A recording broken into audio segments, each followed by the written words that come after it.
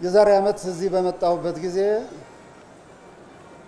እንንቃ እንትጋ ዘመኑ እንጠቀምበት ብዬ ነበር። በዓመት ውስጥ ያየሁት ለውጥ የሚያስደምም ነው።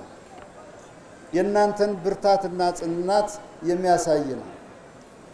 ሐሳብ፣ ታሪክ፣ ትውልድ፣ አመራር ሲስማማ እንዲህ መልካም ነገር ይፈጽማል። ስለዚህ ይህን ያደረጉ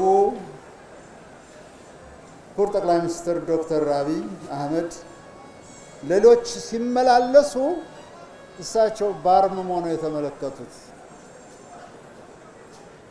ብዙዎቻችን የብዙ ዓለማትን ቦታዎች ጎብኝተናል፣ ተመልክተናል። እንዴት ጠብቀው እንዴት ያሳምሩታል።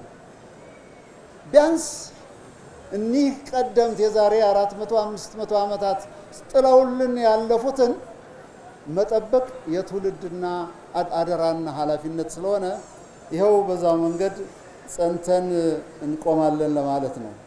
ስለዚህ ክቡራትና ክቡራን አሁንም ጎንደርን ለማዘመን ከዚህ በፊት በመገናኛ ብዙሃን እንደሰማችሁት ከ2 ቢሊዮን ብር በላይ አዋጥተናል።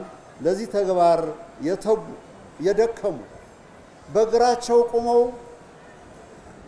የተማጽኖ ያክል የለመኑ የጎንደርን መታደስ ሁሉ በበረከታቸው ለዋጁ ከፍ ያለ ምስጋና አቅርቡልኝ።